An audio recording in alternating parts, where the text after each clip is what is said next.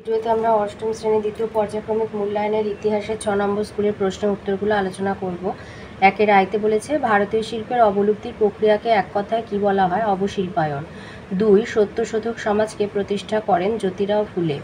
3 সিপাহীরা কাকে হিন্দুস্তানের সম্রাট হিসাবে ঘোষণা করেছিলেন? বাহাদুর শাহ জাফরকে। এটা তোমাদের বইয়ের 89 পৃষ্ঠায় রয়েছে। এই যে মুঘল সম্রাট বাহাদুর শাহ জাফরকে হিন্দুস্তানের সম্রাট হিসাবে ঘোষণা করে। 4 1885 খ্রিস্টাব্দে কোথায় জাতীয় কংগ্রেসের প্রথম সভা বসেছিল? বোম্বাইতে। 5 1878 খ্রিস্টাব্দে দেশীয় মুদ্রণ আইন কে জারি করেন? লর্ড লিটন। 2 আছে সঠিক উত্তরটি বেছে নিয়ে লেখো। 2 এর আই ভারতীয় ব্রিটিশ ঔপনিবেশিক শাসনের অন্যতম প্রতীক ছিল রেল ব্যবস্থা। 3 বাংলায় নীল বিদ্রোহের প্রতি কোন সংবাদপত্রে সহমর্মী অবস্থান নিয়েছিল? হিন্দু প্যাট্রিয়ট। 3 বাঁশের কেল্লা গড়ে তোলা হয়েছিল বারাসাত বিদ্রোহের সময়। 4 ভারতে প্রতিষ্ঠিত প্রথম জাতীয়তাবাদী সংগঠনের নাম বঙ্গভাষা প্রকাশিকা সভা। 5 ভারত সভা প্রতিষ্ঠিত হয় 1876 খ্রিস্টাব্দে।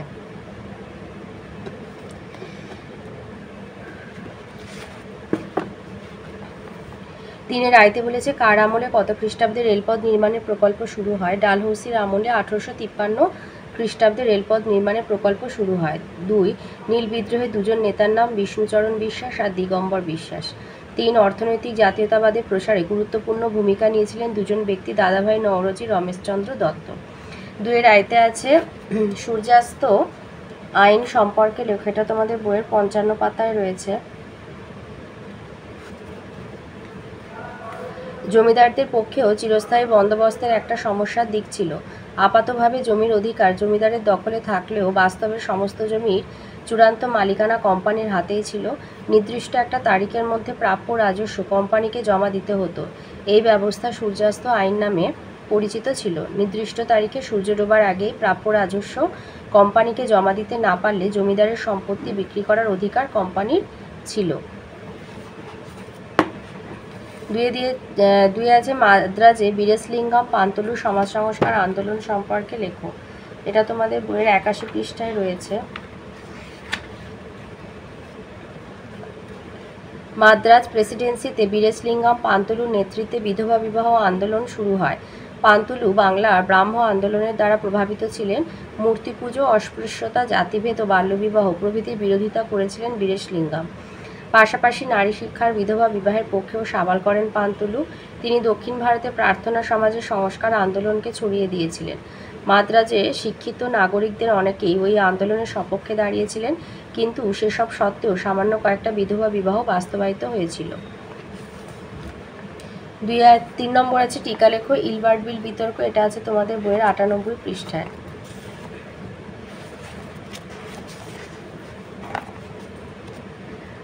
কোনো ভারতীয় বিচারকের ইউরোপীয়দের বিচার করার অধিকার ছিল না। গভর্নর জেনারেল লর্ড রিপনের আইনসভার সদস্য সিপি ইলবার্ট বিচার বিভাগীয় ক্ষেত্রে অসাম্য দূর করার চেষ্টা করেন। তার প্রস্তাবিত একটি বিলে ভারতীয় বিচারকদের ইউরোপীয়দের বিচার করার অধিকার দেওয়া হয়।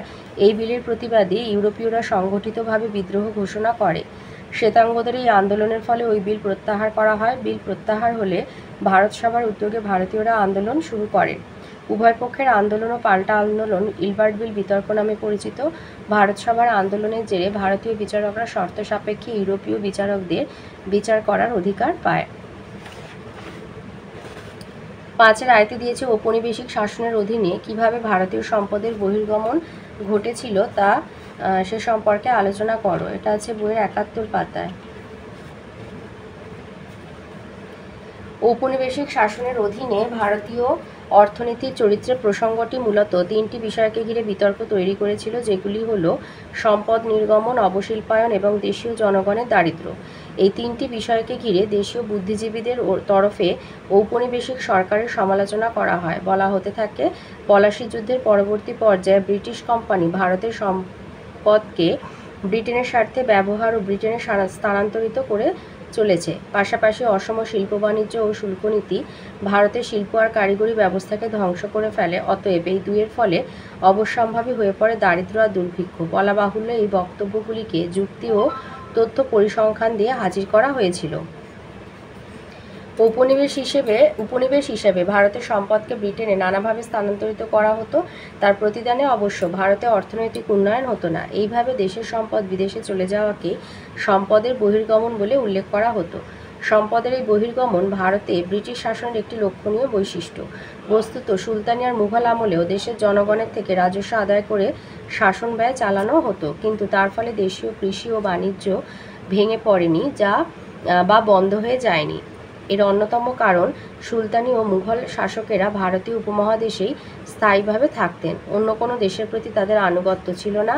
এদিক থেকে ব্রিটিশ ইস্ট ইন্ডিয়া কোম্পানি বরাবরই কোম্পানি ও সর্বোপরি ব্রিটেনের স্বার্থের কথা মাথায় রেখে কাজ করত। ফলে তাদের কাজের যাবতীয় উদ্দেশ্য ছিল ভারতের অর্থনীতিকে ব্রিটেনের প্রয়োজনে ব্যবহার করা, আর তার জন্য আবশ্যক ছিল ভারতের অর্থ আর সম্পদ ব্রিটেনে স্থানান্তরিত করা। 1840 খ্রিস্টাব্দে এক ব্রিটিশ আধিকারিকের বক্তব্য থেকে জানা যায় যে ভারত থেকে বছরে 2 থেকে 3 কোটি স্টার্লিং মূল্যের সম্পদ ব্রিটেনে যেত, যদিও তার বিনিময়ে ভারত সামান্য দামের কিছু যুদ্ধ সরঞ্জাম ছাড়া কিছুই পেত না। বাস্তবে ভারতের সম্পদ বহির্গমনের ক্ষেত্রে ব্রিটিশ শাসন স্পঞ্জের মতো কাজ করত। ভারত থেকে সম্পদ শুষে ব্রিটেনে পাঠিয়ে দেওয়া হতো।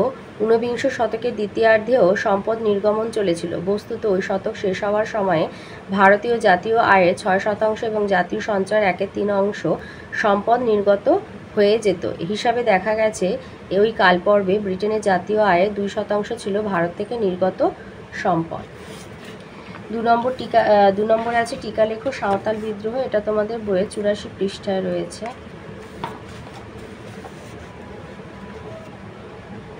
ঔপনিবেশিক শাসক, জমিদার, ইজারাদার ও মহাজনদের শোষণের বিরুদ্ধে কৃষকদের পাশাপাশি বিভিন্ন উপজাতিরা বিদ্রোহ করেছিল। 1855-56 খ্রিস্টাব্দে সংঘটিত সাঁওতাল বিদ্রোহ ছিল এর মধ্যে সবচেয়ে গুরুত্বপূর্ণ। সাঁওতালদের এলাকায় জমিদার, বহিরাগত মহাজন, যাদের দিকু বলা হতো, প্রভাব বিস্তার করে। দরিদ্র সাঁওতালরা দিকুদের অত্যাচারের মুখে পড়ে। ইউরোপীয় কর্মচারীরা সাঁওতালদের জোর করে রেলপথ তৈরির কাজে লাগাতো, অত্যাচার করত। সবচেয়ে বড় কথা, সাঁওতালদের নিজস্ব সংস্কৃতি বিপন্ন হচ্ছিল। এই ভয়াবহ জীবন ও শোষণ থেকে মুক্তি পাবার জন্য সাঁওতালরা বিদ্রোহ ঘোষণা করে। প্রথম দিকে সাঁওতালরা মহাজন, জমিদার ও ব্যবসায়ীদের বাড়ি কুঠি আক্রমণ করেছিল। পরে সাঁওতালরা তাদের বিদ্রোহ বা হুল সংগঠিত করে। এক্ষেত্রে সবচেয়ে উল্লেখযোগ্য ভূমিকা নিয়েছিলেন সিধু কানু, চাঁদ ও ভৈরব। ভাগলপুর থেকে রাজমহল এলাকায় বিদ্রোহ দ্রুত ছড়িয়ে পড়েছিল। অবস্থা নিয়ন্ত্রণে আনার জন্য ব্রিটিশ প্রশাসন নির্মমভাবে সাঁওতালদের আক্রমণ করে। সিধু কানহু হাজার হাজার সাঁওতালকে হত্যা করা হয়েছিল। তবে এই বিদ্রোহ পুরোপুরিভাবে ব্যর্থ হয়নি। ব্রিটিশ প্রশাসন উপজাতিদের স্বার্থ ও সুরক্ষার ব্যাপারে কিছুটা সচেতন হয়েছিল। সাঁওতালদের জন্য গড়ে তোলা হয়েছিল সাঁওতাল পরগনা। আর এর সাথে এটাও বলতে পারো যে সাঁওতাল বিদ্রোহের খবর কলকাতায় পৌঁছানোর পরে শিক্ষিত হিন্দু বাঙালিদের অনেকেই বিদ্রোহের বিরোধিতা করেন। সাঁওতালদের বিরুদ্ধে ব্রিটিশ প্রশাসনের দমনপীড়নের বিরোধিতাও তারা করেননি। এর অন্যতম ব্যতিক্রম ছিল হিন্দু প্যাট্রিয়ট সংবাদপত্রের সম্পাদক হরিশ্চন্দ্র মুখোপাধ্যায়।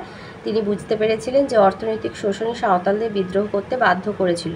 তার পত্রিকায় হরিশ্চন্দ্র লিখেছিলেন, শান্ত আর সৎ সাঁওতাল জাতির বিদ্রোহ করার পেছনে অনেক কারণ রয়েছে। শোনা গিয়েছে যে সাঁওতালদের জোর করে বেগার খাটানো হয়েছে, তাছাড়া অতিরিক্ত খাজনা দিতে তাদের বাধ্য করা হয়েছে। হরিশ্চন্দ্র বলেন, যারা শান্তিপ্রিয় সাঁওতালদের উপর অত্যাচার করে, তাদের বিদ্রোহ করতে বাধ্য করেছে, তাদেরই শাস্তি হওয়া উচিত। সাঁওতালদের শাস্তি প্রাপ্য নয়। সাঁওতালরা শুধু চায় নিজেদের জঙ্গল এবং উপত্যকার মধ্যে স্বাধীনভাবে জীবনযাপনের অধিকারের। পয়েন্টটা লিখবে সাঁওতাল বিদ্রোহ এবং হিন্দু প্যাট্রিয়ট বলে লিখে দিবে। 3 নম্বর বলেছে ইন্ডিয়ান অ্যাসোসিয়েশন বা ভারত সভা ও জাতীয় সম্মেলন সম্পর্কে সংক্ষেপে লেখো। এটা আছে বইয়ের 98 পৃষ্ঠায়।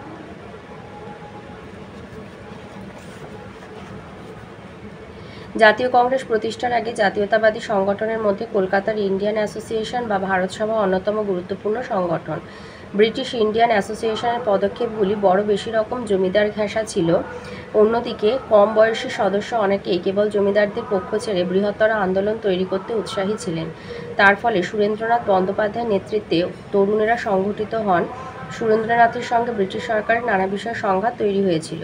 1876 খ্রিস্টাব্দে সুরেন্দ্রনাথ ও আনন্দমোহন বসুর নেতৃত্বে ইন্ডিয়ান অ্যাসোসিয়েশন বা ভারত সভা তৈরি হয়। দেশের জনগণকে বৃহত্তর রাজনৈতিক কর্মকাণ্ডে একজোট করাই ওই সংগঠনের প্রধান লক্ষ্য ছিল। ভারত সভা বা ইন্ডিয়ান অ্যাসোসিয়েশনের উদ্যোগে 1883 খ্রিস্টাব্দে প্রথমবার একটি সর্বভারতীয় সম্মেলন বা জাতীয় সম্মেলন কলকাতায় আয়োজন করা হয়। এই সম্মেলনের সভাপতিত্ব করেন রামতনু লাহিড়ী। তো এই ছিল আজকের আমাদের অষ্টম শ্রেণীর দ্বিতীয় পর্যায়ক্রমিক মূল্যায়নের ইতিহাসের 6 নম্বর স্কুলের প্রশ্ন উত্তরগুলো।